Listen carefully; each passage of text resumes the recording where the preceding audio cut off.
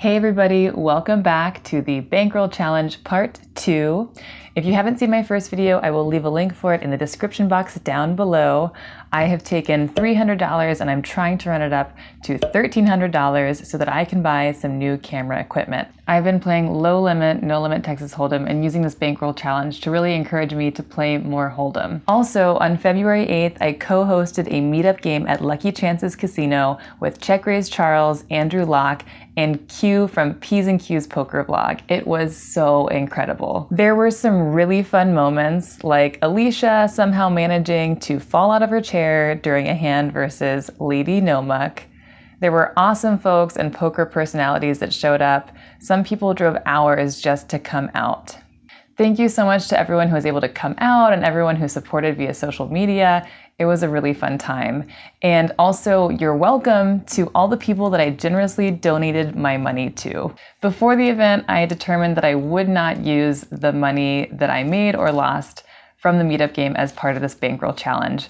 One, because I was more concerned about being a good host and not really thinking about the money or playing well. And I was playing 3-3, which is a higher limit than I typically play at 1-2 or 1-3. So I definitely gave away some money at the meetup game, but I think it was well worth it because it was so much fun. In this first hand, I get to a new table and I put on a kill for $6. The kill is essentially a straddle from any position except the button. I'm also putting chocolate in the pot to make it extra fun. There's two limpers and the action skips over me on the kill button. The player immediately to my left makes it $30.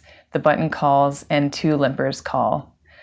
When it gets back around to me, I look down at Ace King offsuit and I say, woohoo, I'm gonna create some action here. So I go ahead and I raise it to 150, which maybe is way too enormous. It's about half my stack. But like I said, I wasn't necessarily focused on playing well. I was really trying to generate action and have a good time. It folds back around to Brian over here on the button, and he puts in a 4-bet shove. The player holding the camera is considering calling with his hand. It turns out he had 7-6 of clubs, and he ends up folding. I've already got over half my stack in the pot. There's no way I'm folding Ace King offsuit here, so I go ahead and call it off.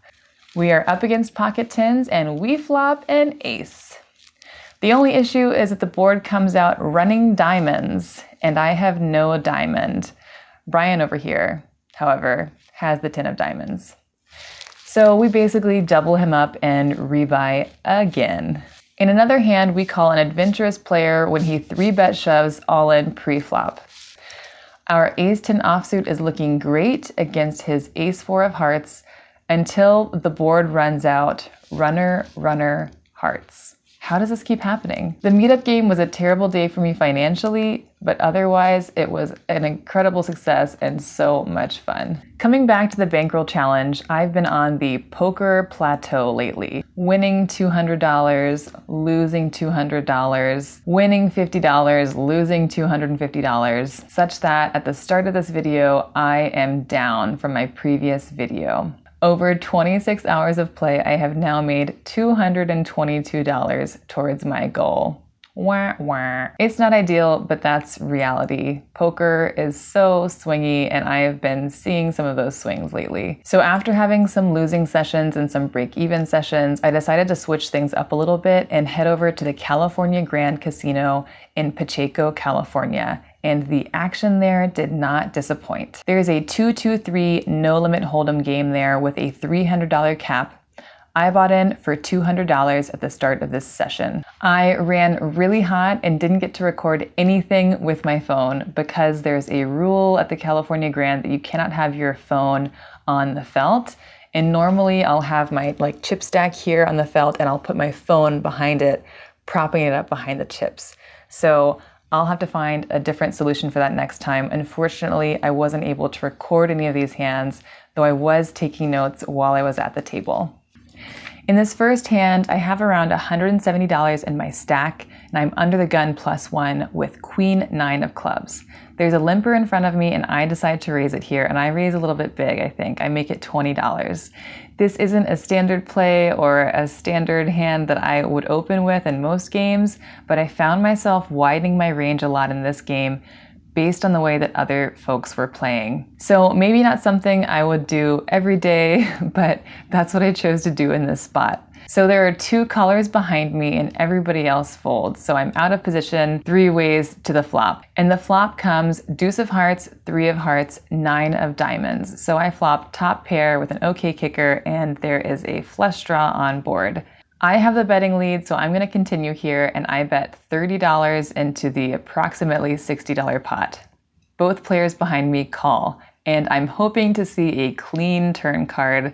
The turn comes the 5 of spades, which I think is about as blank as it's going to get versus these 2 opponents that could be calling with a lot of overcards or flush draws. I deliberate for a second about what to do and quickly decide to go ahead and just move all in. I have 120 in my stack and the pot is now $150, so I have a little bit under a pot size bet. I want to put pressure on my opponents that have overcards and flush draws. The player immediately to my left tanks. Like, he tanks for a pretty long time, doesn't seem too happy that I shoved all in, and eventually decides to fold. And the player to his left immediately snap folds, and I scoop a nice big pot there. The player that was tanking is saying a lot of things as I'm scooping the pot. He's saying, oh, I made a tight fold there, good move, nice move, any less and I would have called. So I'm not quite sure what he had, but I think overcards with a flush draw would have been a pretty good candidate there for a tight fold. I'm not sure. Let me know what you think he had. He seemed pretty upset about my bet and having to fold there. This next hand comes later in the session and I've lost a few pots. I'm back down to 165 in my stack. In the hijack, I look down at pocket kings. Woohoo! Yeah, pocket kings, I like my pocket kings, like my pocket kings. Okay, no more singing. There's an early position raise and 1 color behind. Now I just have to decide how much I want to 3-bet to. So I decide on a sizing of 45 because I do want to make it more expensive, but I don't really want to fold out hands that I could be beating. It's possible that I could have sized up a little bit more there, but whatever, this is what I chose at the time. So these small blind calls and the 2 early position players that had put $15 in, they both call as well. So now we're headed 4 ways to a flop, which comes ace, king, 3 with 2 diamonds. So a flop, a setup, king. It checks to the early position player who'd bet $15 and he shoves all in for $36. I didn't realize he only had $36 left in his stack. I'm not sure why he didn't just put that in pre-flop.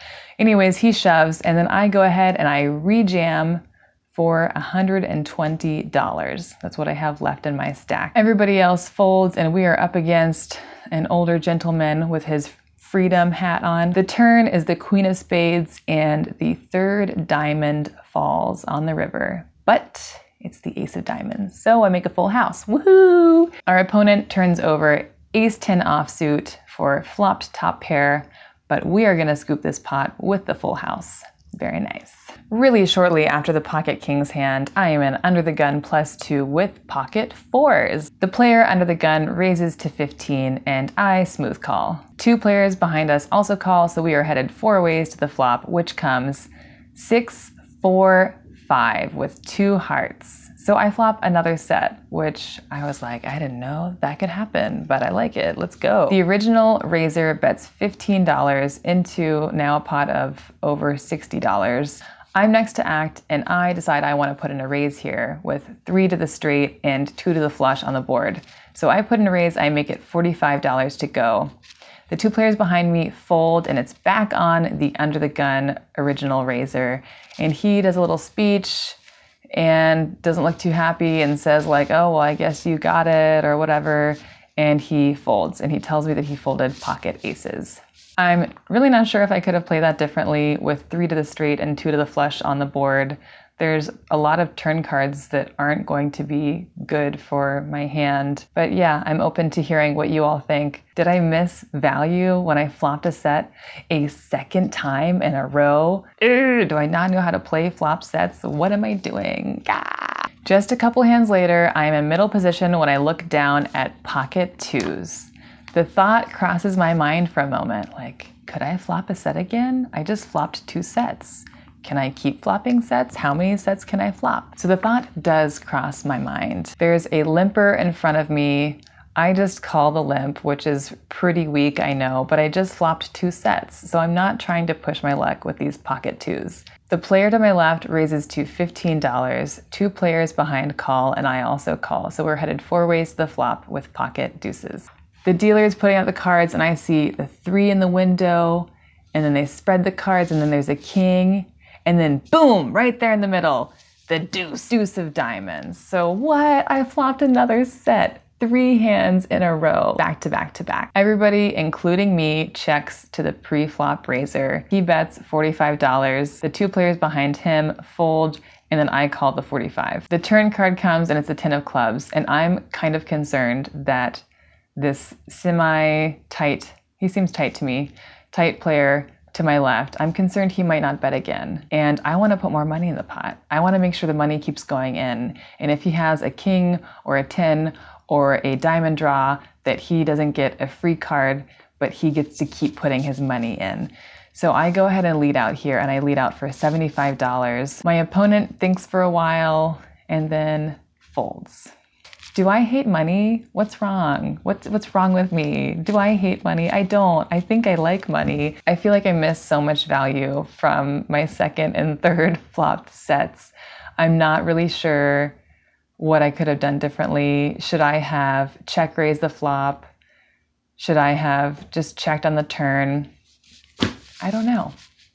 I don't want to hate money. I want to make money when I flop sets back to back to back. So even after I missed value flopping sets back to back to back, I still managed to book a win. I was in this game for a little over 3 hours and cashed out plus $410. So now we're looking at 29 hours of play, and I've taken that original $300 and it's now $932. So back on the horse, back trying to run up this money. We'll see how long it takes to get to $1,300. If you're interested in finding out more about what I've been doing and what I'm thinking, go ahead and check out my new coaching website, where I also have a blog, and I'm starting a coaching group for women. I know that a lot of you who are watching are not women, you're men, but please share this with the women in your life who are interested in improving their mental approach to poker. This group is going to focus on improving confidence, bankroll management, reducing tilt, all the different things that will help these ladies have a better poker game. And guys, if that's something you're interested in, just let me know and we can figure that out too. I just know that there's less spaces for women in poker, so I'm definitely happy to support women in doing that, but I'm also super happy to support men too. So let me know if that's something you're interested in, guys. Thank you all so much for watching. Thanks for all the support with the meetup game. Thanks for all the new subscribers. I have so much gratitude today. I'm also grateful for flopping sets back to back to back to back. And I already have my third part of this bankroll challenge in the works, so it shouldn't be too long before I have that video out as well. Okay, everybody, thank you, and until next time, bye. Bye.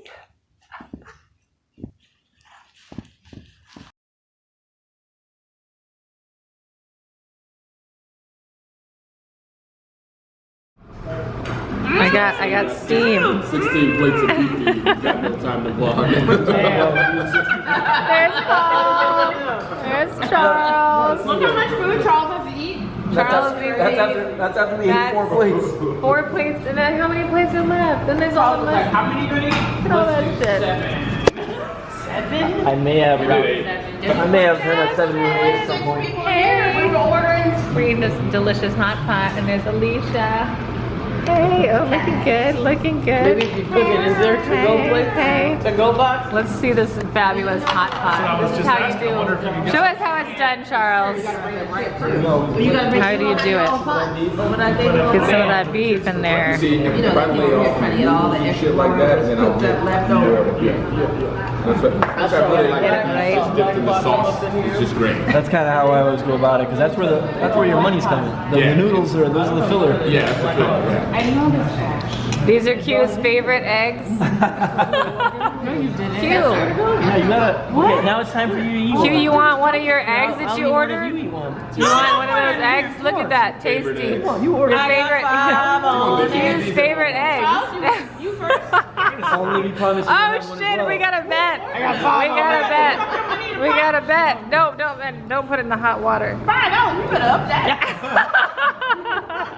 I gotta play a tournament tomorrow. That's part of my add-ons.